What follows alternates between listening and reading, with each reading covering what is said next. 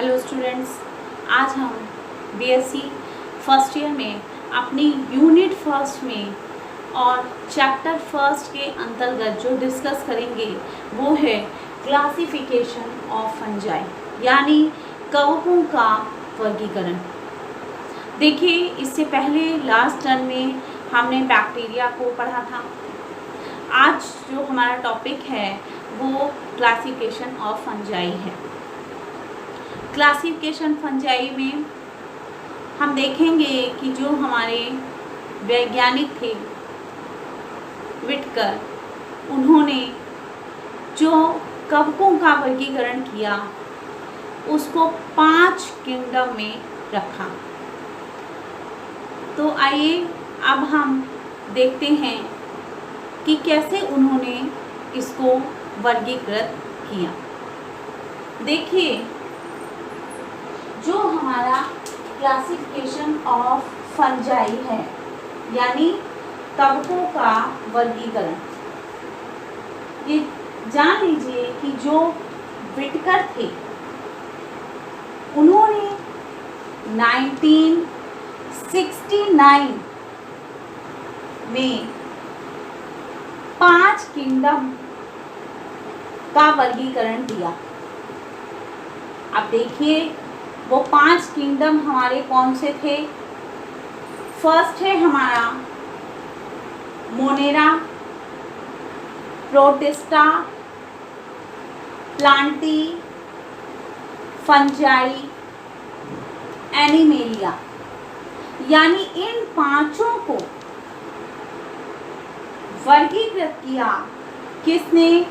Whittaker ने। कब किया? 1969 में किया। अब देखिए, विटकर ने जब इनका वर्गीकरण किया और इसे 5 किंगडम में बांटा, तो उन 5 किंगडम में बांटा उन्होंने निम्नलिखित के आधार पर। अब हम देखेंगे कि किस आधार पर बांटा उन्होंने। तो उन्होंने बांटा कॉम्प्लेक्सिटी ऑफ स्ट्रक्चर के आधार पर, सोर्स ऑफ न्यूट्रिशन या जो उसके क्या थे स्रोत थे उसके आधार पर, नेक्स्ट लाइफ स्टाइल, यानी जो उनका जीवन था कि वो उत्पादक हैं कि उपभोक्ता हैं कि वो अपघटक हैं। आप लोग फर्स्ट ईयर के स्टूडेंट हो, आपने इंटर में भी पढ़ा होगा कि उत्पादक, उपभोक्ता और अपघटक क्या कहलाता है। तो इसे आप एक लाइन में भी समझ सकते हैं कि उत्पादक वे होते हैं जो अपने भोजन का निर्माण स्वयं करता है, यानी ऑटोट्रॉपिक। और उपभोक्ता क्या करते हैं?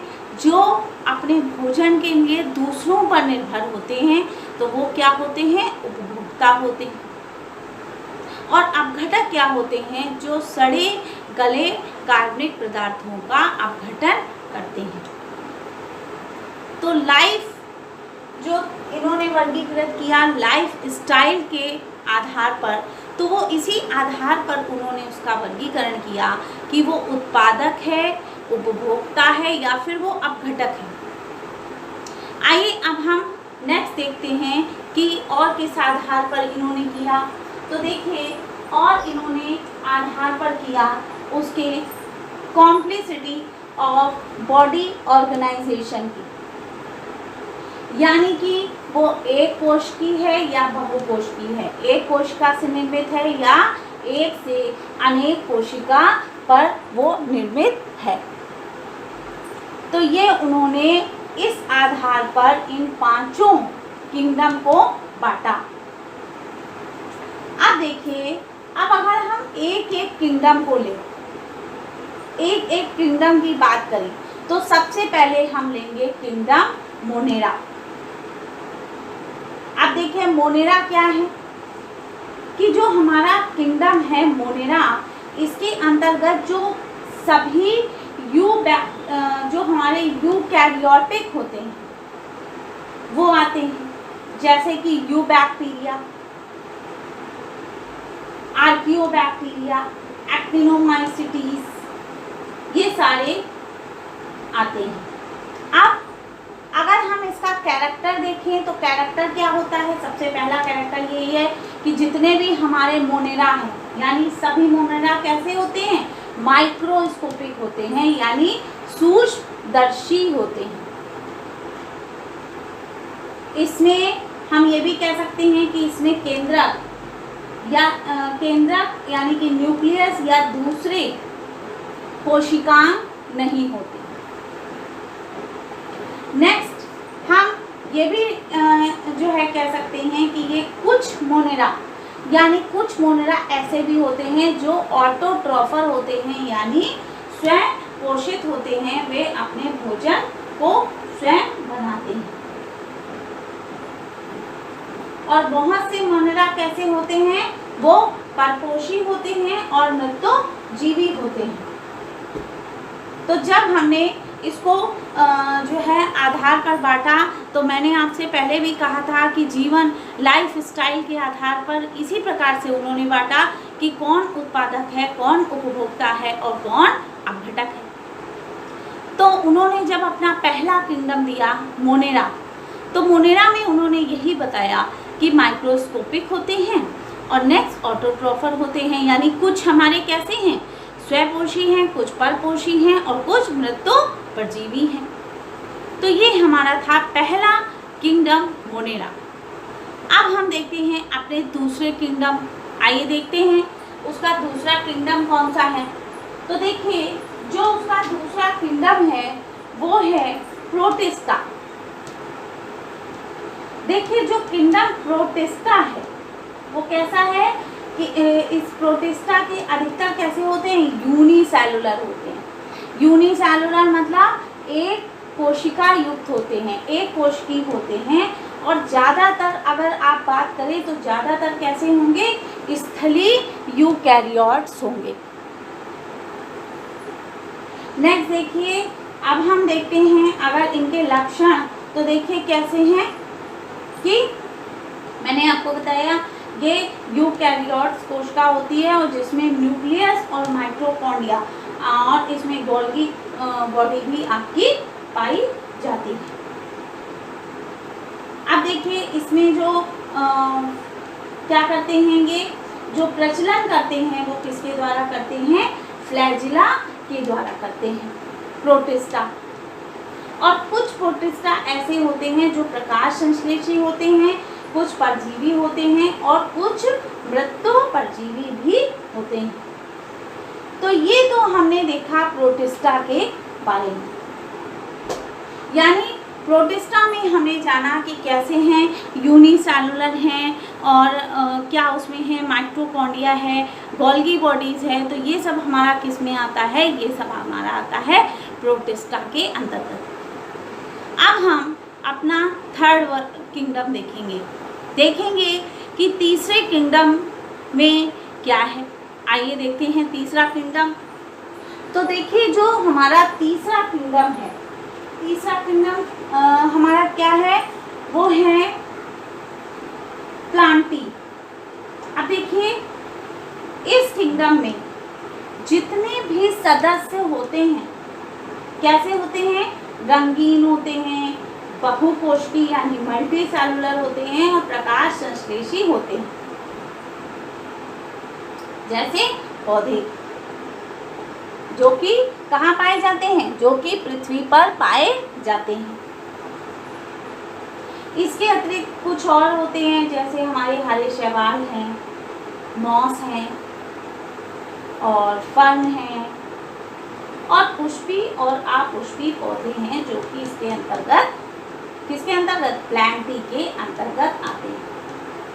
अब देखिए इसके लक्षण अगर हम देखें तो इसके लक्षण भी निम्न होते हैं। सबसे पहला तो ये प्रकाश संश्लेषी होते हैं, यानी प्रकाश संश्लेषण की उपस्थिति में अपने भोजन का निर्माण वो स्वयं करते हैं।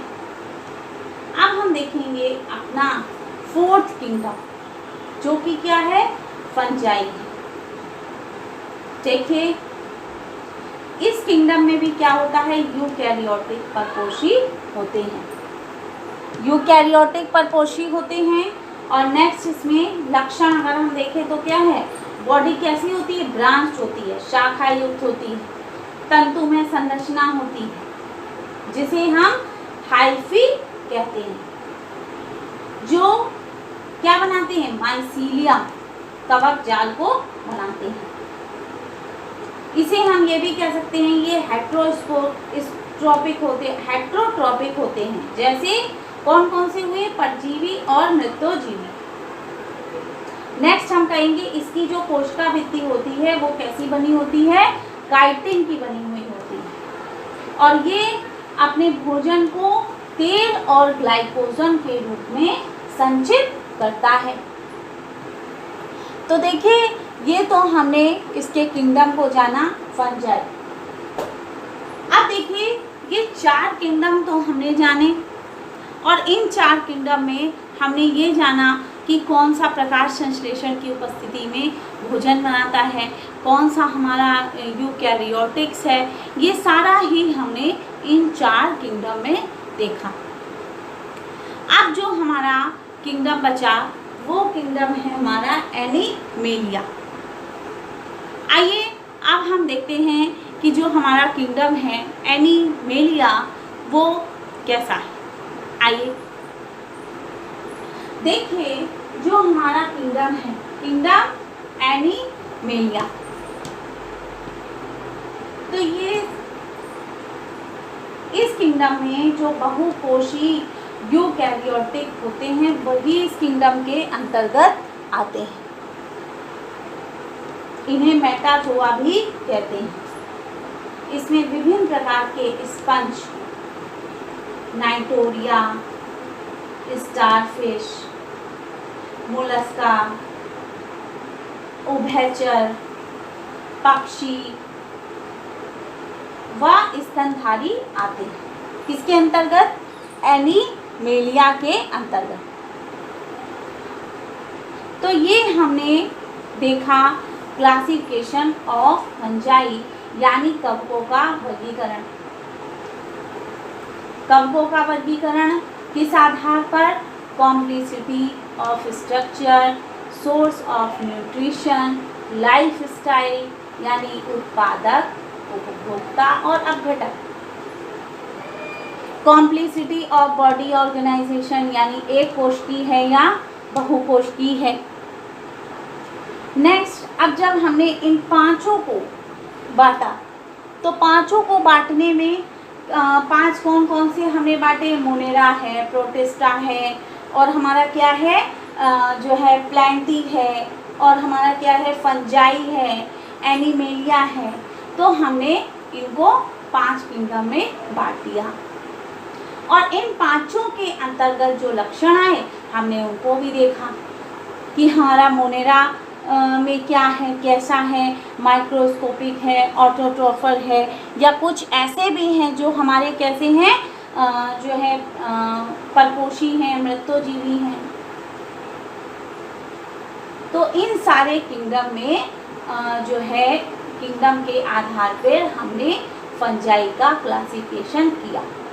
एक बात याद रखिएगा, जो आपके ये 2 किंगडम हैं फंजाई और एनिमेलिया, ये आपके इम्पोर्टेंट किंगडम है। फंजाई जो आपका मैंने आपको बताया कि कैसे होते हैं, हेट्रोट्रॉफिक होते हैं। जैसे हेट्रोट्रॉफिक में क्या आ जाएगा, जैसे परजीवी और मृत्योजीवी। और नेक्स्ट जब हमने आपको एनिमेलिया बताया तो एनिमेलिया में क्या बताया कि ये बहुकोशिकीय कैसे हैं, यूकैरियोट आते हैं। इन्हें हम क्या कहते हैं, मेटाजोआ। और जिसमें कौन कौन से आपके वो आते हैं, स्पंज है, आपकी स्टारफिश है, मोलस्का है, उभयचर, पक्षी, स्तनधारी, ये सब हमारी एनिमेलिया में आते हैं। तो इस आधार पर हमने क्लासिफिकेशन किया किसका, फंजाई का यानी कवकों का। इस आधार पर हमने इनको 5 किंगडम में बांटा और 5 के लक्षण, अलग अलग लक्षणों को हमने जाना। तो ये था आज का हमारा topic, classification of fungi. I hope आज का टॉपिक आप सबको समझ में आया होगा।